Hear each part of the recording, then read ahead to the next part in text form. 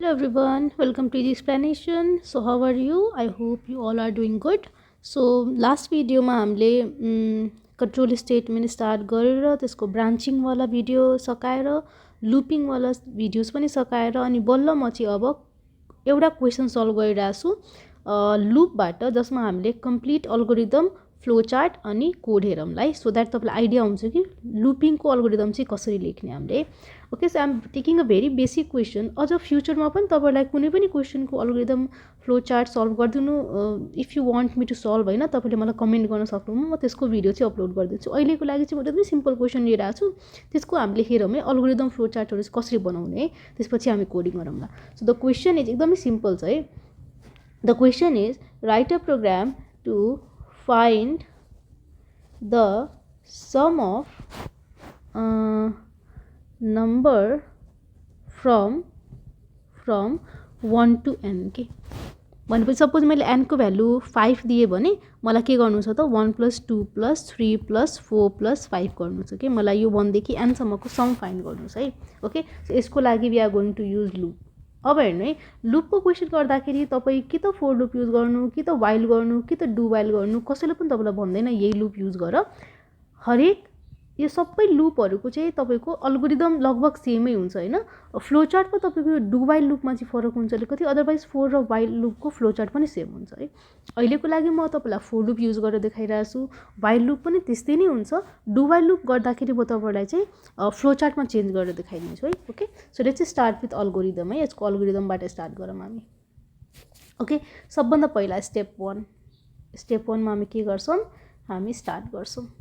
Step 2 मा हामी के गर्छौँ त रिड द नम्बर एन किनभने हामी युरोसँग मागिरहेको छौँ है हामीलाई एनको भ्यालु थाहा छैन 5 नै हुनसक्छ 10 नै हुनसक्छ स्टेप 3 ओके स्टेप 3 यसको अल्गोरिदममा जहिले पनि हामी इनिस्लाइज गर्छौँ कि जे हामीलाई इनिस्लाइज गर्नु छ नि त्यो भ्यालुहरू हामी इनिस्लाइज गरेर राख्छौँ फर इक्जाम्पल यो केसमा मैले एउटा काउन्टर भेरिएबल एउटा कहाँबाट स्टार्ट गर्नु छ मलाई 1 बाट स्टार्ट गर्नु छ कहाँसम्म जानु छ n सम्म जानु छ है सो n को भ्यालु त म रिड गर्छु तर i को भ्यालु चाहिँ इनिस्लाइज गरिदिन्छु म 1 ओके अब यो क्वेसनमा हामीलाई यो भ्यालुहरूलाई सम पनि गर्नु छ के भनेपछि एउटा मलाई एउटा एक्स्ट्रा सम भन्ने भ्यारिएबल पनि चाहिन्छ होला सो अहिले नै म सम भन्ने भ्यारिएबल एउटा डिक्लेयर गर्छु यसको भ्यालु म कति राखिदिन्छु 0 राखिदिन्छु है किन भन्दाखेरि कुनै पनि भ्यारिएबल जसमा हामी कुनै भ्यालु स्टोर गर्न गइरहेछौँ त्यसमा पहिलादेखि नै गार्बेज भ्यालु हुनसक्छ कि त्यही भएर हामी त्यसको भ्यालु केही न केही इनिस्लाइज गरिदिनुपर्छ कि सो अहिलेको लागि म समको भ्यालु के इनिस्लाइज गरेँ 0 इनिस्लाइज गरिदिएँ ओके स्टेप 4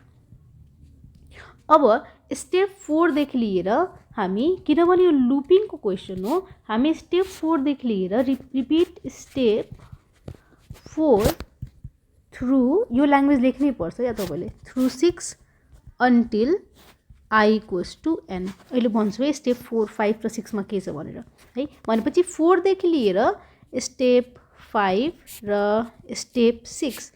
4 देखि लिएर 6 सम्मको स्टेप चाहिँ रिपिट गर कबसम्म जबसम्म हाम्रो i को भ्यालु n हुँदैन के ओके अब स्टेप 5 मा के राख्छौँ त हामी स्टेप 5 मा राख्छौँ हामी sum equals to sum plus i okay र स्टेप 6 मा हामी के राख्छौँ i equals to i plus 1 भनेपछि अपडेट गऱ्यौँ हामीले यही हैन यो हाम्रो के छ हाम्रो कन्डिसन हैन यो जबसम्म i को भ्यालु n हुँदैन तबसम्म सम गर अनि i को भ्यालुलाई के गर इन्क्रिज गर ओके भनेपछि i को भ्यालु हाम्रो फर्स्ट स्टेपमा के हुने भयो 1 हुने भयो सो यहाँ हुन्छ हामी यहाँ हाम्रो i को भ्यालु के हुन्छ सम इक्वल्स टु समको भ्यालु कति छ 0 प्लस i को भ्यालु कति छ 1 त्यसपछि हामी यहाँ हुन्छौँ i को भ्यालु के गर्छौँ 1 ले इन्क्रिज गर्छौँ फेरि माथि जान्छौँ i को भ्यालु कति छ हाम्रो n बराबर हुनु पर्यो i को भ्यालु कति छ 2 सपोज भनौँ न n को भ्यालु युजरले 5 दिएछ अरे के सो i को भ्यालु कति भयो 2 इक्वल्स टु बराबर छैन सो हामी फेरि भित्र आउँछौँ अब सममा पहिलादेखि 1 थियो भनेपछि अब फेरि यसमा हामी के एड गर्छौँ 2 भने समको भ्यालु पहिलादेखि हाम्रो के थियो 1 थियो यसमा हामी फेरि 2 एड गर्छौँ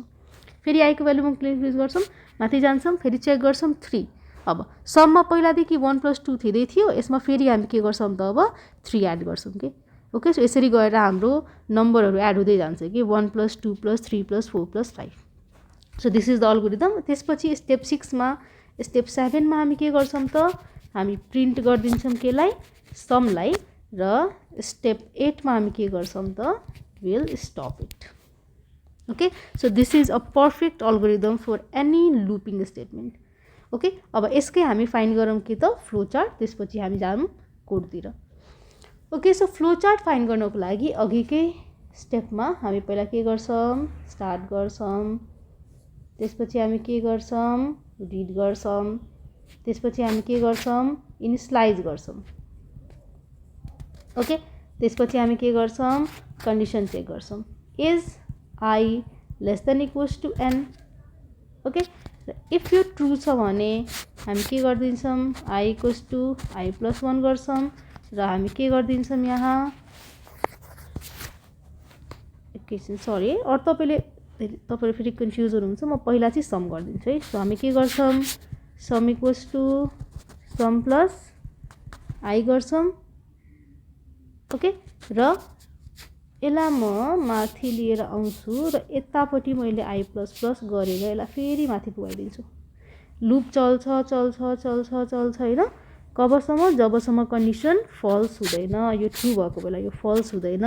र फल्स भएपछि म यसलाई के गर्दिन्छु त म यसलाई प्रिन्ट गर्दिन्छु ओके र प्रिन्ट गरेपछि म कहाँ जान्छु त अब आफ्नो स्टपमा जान्छु ल अब हेरौँ है सो I को भ्यालु n को भ्यालु युजरले कति दियो त n को भ्यालु युजरले दियो 5 रे अब I को भ्यालु कति छ 1 छ सम को भ्यालु 0 छ ल यता जाम 1 लेस देन इक्वल्स टु 5 छ भने तल जाम सम इक्वल्स टु सम को भ्यालु कति छ 0 प्लस I को भ्यालु कति छ 1 माथि जाम I को भ्यालु कति हुन्छ अब 2 लेस देन इक्वल्स टु 5 छ भने फेरि तलाम अब सममा त के भइसकेछ 1 आइसकेछ पहिलादेखि सो सममा पहिलादेखि 1 छ अनि त्यसपछि अब हामी I को भ्यालु 2 इन्क्रिज भएछ त्यो राखौँ समको भ्यालु कति भयो 3 फेरि माथि जाम I को भ्यालु 3 भयो 3 लेस देन इक्वल्स टु 5 छ भने सममा पहिलादेखि 3 छ अब हामीले भएको 3 लाई फेरि एड गरौँ सम प्लस I छ नि त हाम्रो हैन फेरि I इक्वल्स टु 4 अब यसको भ्यालु कति भयो 6 I equals to 4 so 4 less than equals to 5 छ भने समको भ्यालु कति हुन्छ पहिलादेखि 6 छ अब हामीले बढाएको I इक्वल्स टु 4 एड गरौँ अब फेरि 5 भयो I equals to 5 less than equals to 5 छ भने सममा पहिलादेखि 10 थियो र हामीले अहिले इन्क्रिज गरेको 5 भनेपछि 15 यस यो होला हैन 1 प्लस 2 प्लस 3 प्लस 4 प्लस 5 के मैले मिस्टेक गरेँ 5 15 ठिक छ ओके सो अब I को भ्यालु हुन्छ कति 6 so 6 less than equals to 5 छैन भने जान्छ अनि प्रिन्ट के गर्छ हाम्रो 15 प्रिन्ट गर्छ हैन त्यही न ओके सो अब हामी यसैलाई कोड गरौँ है फटाफट ल सो मैले सबै एकदमै डिटेलमा तपाईलाई पढाइरहेको छु है मैले सो द्याट एकदमै लेमेन भनौँ न एकदम कोडिङको कन्सेप्ट नभएको श्रेणीलाई पनि गाह्रो नहोस् सो मैले फर्स्टमा के गर्छु त इन्टिजर एउटा n लिन्छु एउटा I लिन्छु I को भ्यालु म कति राख्दिन्छु 1 राख्दिन्छु I को भ्यालु 1 राख्नु पर्दैन हामी लुपमै लिम्ला नि त हैन अनि एउटा सम सरी है I राख्छु र एउटा व्हाट इज दिस किन यस्तो भइरहेछ यो इन्ट I कमा किन क्यापिटल I राख्छु यो I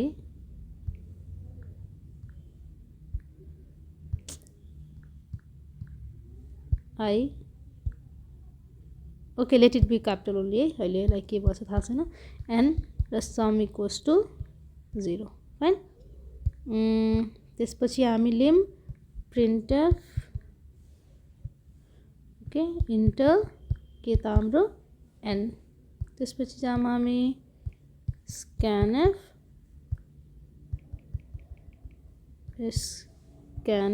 र यहाँ लिम हामी %d यहाँ हामीले के त एड्रेस अफ के n यस ल भयो मैले n मागे युजरसँग अब म लुप लगाउँछु है 4 क्यापिटल I आएर बसेछ है सो क्यापिटल I नै लेख्नुपर्छ because C is a case sensitive language 1 yes I less than equals to n okay and finally this is I it will be plus plus and सक्यो ल अब हामी गरौँ मैले के भनेको थिएँ जहिले पनि लुप जहिले स्टार्ट गर्दाखेरि बोथ ब्र्याकेट लेखिहाल्नुपर्छ सो द्याट तपाईँलाई कन्फ्युजन हुँदैन अब यसमा के राख्छु त म sum equals to sum plus के I हैन ओके ल अब भयो भाइराम अनि प्रिन्ट गरौँ printf sum is percentage d sum is sorry म यो ट्याबबाट गर्ने गर्छु त्यही भएर sum is percentage d comma and our value is sum only. Yes, let's run it. Enter n. So let's enter 5. See, the sum is 15. Okay, this is how the loop is going to work. So मैले algorithm flow chart सबै तपाईलाई देखाएँ. while loop use गर्नु छ भने तपाईले के गर्नु यहाँ sum को ठाउँमा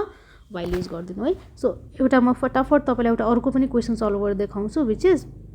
हामीलाई फ्याक्टोरियल फाइन्ड गर्नु छ है कुनै पनि नम्बरको है. So this is also very easy है. फ्याक्टोरियल फाइन्ड गर्नु छ भने सेम कन्सेप्ट हुन्छ है. सेम कन्सेप्ट हुन्छ. अघिको ठाउँमा हामीले 1 देखि 5 सम्म जाँदाखेरि प्लस गरेको थियो भने अब हामी के गर्छौँ इन्टु गर्छौँ. सेम कन्सेप्ट है. र एउटा अर्को चेन्ज के हुन्छ भन्दाखेरि अघि जसरी हामीले यहाँ sum equals to sum plus I गर्दाखेरि हामीले के गरेको थियौँ यहाँ समको भ्यालु 0 राखेको थियौँ नि त होइन. अब फ्याक्टोरियलमा तपाईँले त के गर्नुपर्छ यहाँ इन्टु गर्नुपर्छ. So 0 into anything becomes 0. त्यही भएर एउटा अर्को चेन्ज भनेको यहाँ समको ठाउँमा तपाईँले 1 राख्ने हो कि सम इक्वल्स टु 1 राख्ने हो ल. सो मैले अल्गोरिदम फ्लो चार्ट केही पनि गरिनँ. मैले डाइरेक्टली चाहिँ कोडमा जम्प गरेँ है. ओके, सो के चेन्ज गर्नुपर्छ एज आई टोल्ड यु मैले यहाँ राखिदिन्छु समको ठाउँमा एउटा अर्को भ्यारिएबल लिन्छु नि त है फ्याक्ट, किनभने यो एक्ज्याक्टली नामसँगै म्याच हुन्छ. Fact equals to 1. अब सेम हुन्छ है, सबै कुरा सेम हुन्छ. जस्ट हामीले यहाँ के चेन्ज गरिदिनुपर्छ त fact equals to fact into I think यसले इन्टु सरी इन्टु यहाँ छ त हामीसँग अर्को fact equals to fact into I and it becomes the fact. Yes, and here I'll write that. But I'll write factorial is percentage d. Oh, what is the mistake? Undeclared s मैले कता राखेको छु यता कतै यहाँ typing mistake है. Okay, enter the value of n. अब मैले 5 दियो भने आन्सर के आउँछ 120. The factorial is 120. Fine, so this is the basic concept of loop. So in next video I'll come up with nested branching. Okay, till then stay safe and thank you.